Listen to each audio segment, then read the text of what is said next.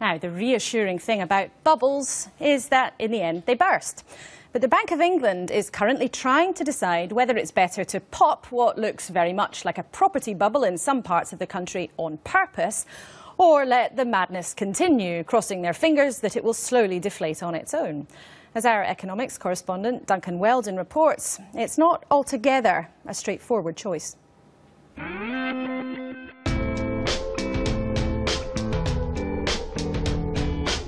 If you, like a lot of people, enjoy talking about house prices, there's a fancy new phrase you can drop into the conversation. Macroprudential regulation. That's right, macroprudential regulation. Just rolls off the tongue, doesn't it? Like a lot in economics, this is a really complicated way of saying something very simple. The Bank of England might be about to make it harder for you to get a mortgage.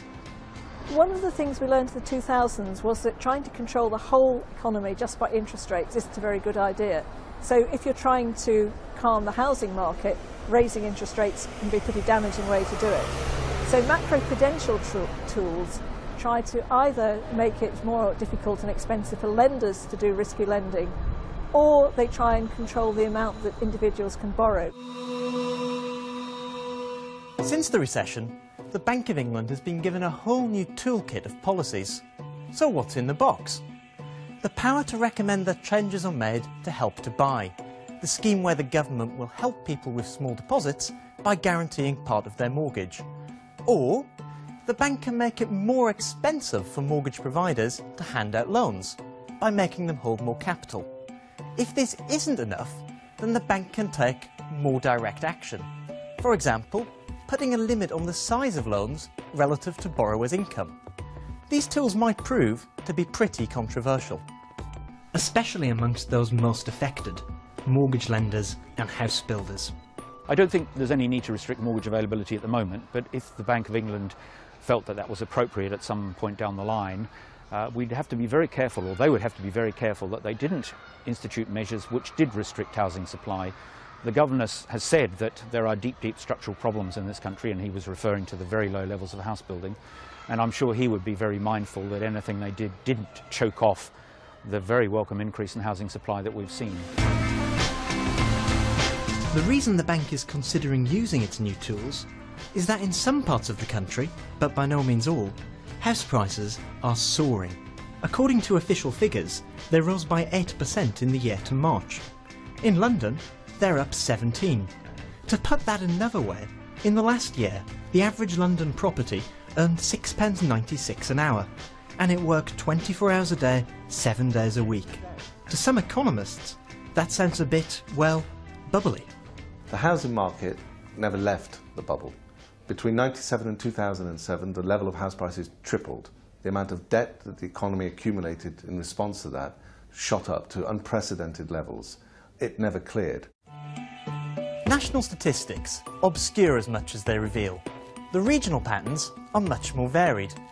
In London, the average home now costs £459,000. But in the North East, it's just £148,000. These big differences mean the Bank of England can take more targeted regional action. So, for example, the Help to Buy guarantee is currently available on mortgages of up to £600,000. Cut that to £300,000 and it would still help people in the North East, but would be far less effective in London. The big rise in the capital is often thought of as being driven by what's known as the prime central London market. Cash buyers, some of them from overseas, have snapped up places like this, currently on the market for over £7 million. Fully fitted kitchen, we've got underfloor heating. New mortgage rules came into effect in April. Lenders now have to ask much tougher questions on spending habits to check the borrower can really afford the payments. Today, nationwide, one of Britain's biggest loan providers said there was a slowing down in the marketplace, particularly in London. Prices may well be rising, but actually if you look at activity, certainly the last 2 or 3 months, mortgage market volumes are beginning to decline. from still a relatively low level historically. You normally find in a housing market cycle that London leads. So normally price growth starts in central London because this is the engine of the UK economy, and you begin to see that process filtering out into other regions. So far, the ripple effect of rising central London prices hasn't really reached much of the rest of the UK, but it can be felt in the suburbs and the surrounding commuter belt. One example is Walthamstow, in the east of the city. It's not the kind of place that Russian oligarchs go shopping for a luxury pad, but its high street is said to have more estate agents than any other in the country. You do get your own entrance door at the front, which is great. So this is a two-bedroom flat that's just sold? Yes, indeed. This one went under offer at the weekend, achieved asking price at $325. And is that a big move over the last few years? It is a very large move. We sold pretty much exactly the same flat about 4 years ago in the same road, in two-bedroom, first floor. That one achieved $165,000. On streets like this, prices have basically doubled in the last 5 years. So it's no surprise people are talking about a bubble. But is that right? Not necessarily. A bubble implies a market completely detached from reality. The simple fact is, lots of people want to move to places like this, and housing supply isn't keeping up with all that demand. Add in low interest rates, and you've got all the ingredients for a big rise in house prices. That might not be something to welcome, but it doesn't mean it's a bubble. So if the issue is that we're not building enough, how effective will these new policies be? It's welcome that we have macroprudential tools. What is unproven at all is anywhere in the world that can demonstrate that using macroprudential tools like restricting mortgage availability and so on has a sufficient impact on its own without monetary policy working in concert. So while interest rates are at zero or near zero, it's pointless messing around with mortgage guarantees and making people fill in forms. Macroprudential regulation might not be the catchiest phrase to come out of the economic crisis, but it is the new big thing in central banking. It's also untested. It could take some demand out of the market, but unless supply picks up, then over the longer run, house prices will keep on rising. Duncan, well done. Now, our obsession with house prices and wealth is one of the reasons why, according to one of the left's most prominent intellectuals, we are all more or less on our way to hell in a handcart. David Marquand has influenced politicians from Roy Jenkins to Gordon Brown over the past few decades, and his latest book, Mammon's Kingdom, paints the UK as a greedy society fixated on cash that cannot go on as it is. I asked him earlier if we had learned anything from the 2008 crash.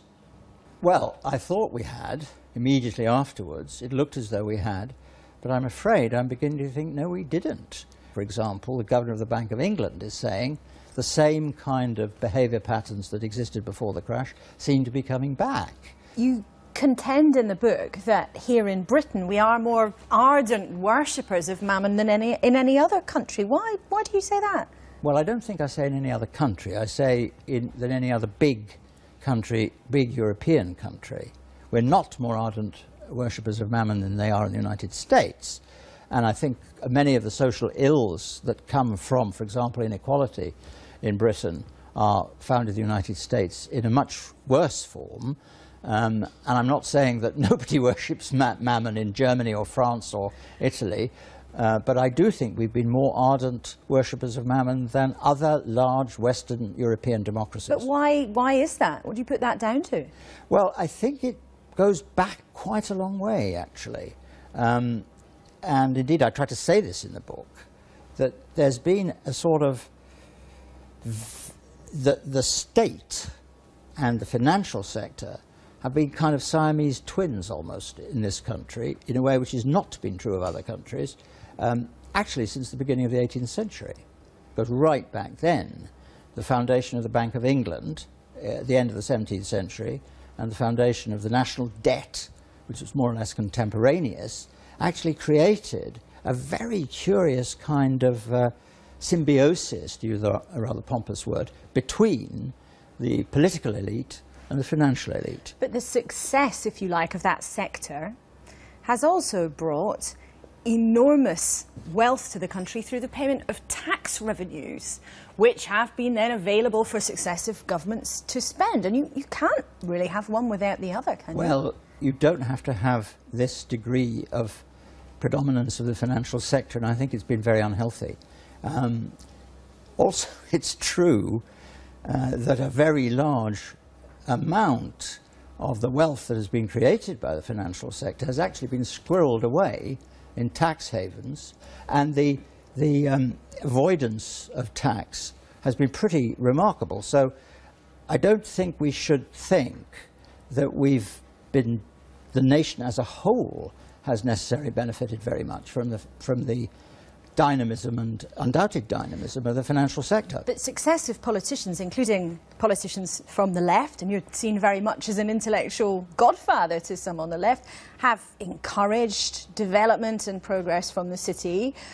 How has that been allowed to happen? I mean, at any stage have you told politicians in your own party to stop it? Well, I'm not in any party at the moment, and I did have a sort of curious, flirtatious relationship with Gordon Brown for a while. But it was about constitutional reform, not about finance. I think Gordon Brown was, in this respect, in other respects he was quite good, but in this respect he was a disaster. I mean, he actually boasted, he said, not just light touch regulation, but a limited touch regulation. And we were engaged in the period when Gordon Brown was Chancellor of the Exchequer in a kind of competition with America to undercut the regulations that they had so that we would get business in the city from Wall Street. Just briefly, if I may, given your past record, Matthew Oakeshott is somebody who you will have come across in your political career. What do you make of what's happened today? I mean, I like him very much, actually, as a person. But he is a bit of a, what's the word, a bull in a china shop, actually. I've seen this sort of habit before, but never like this. And I think he's clearly blown it. When I was an MP in the 70s, well, no, the 60s, I thought Harold Wilson was a dreadful person. I don't now. I mean, I think I was very silly and very young. And I was involved in all sorts of plots to get rid of Harold Wilson. And it didn't do them any harm at all. In fact, it probably strengthened him, actually. Thank you very much indeed for coming in and talking to us. Well, thank you for having me. David Marquand. Now,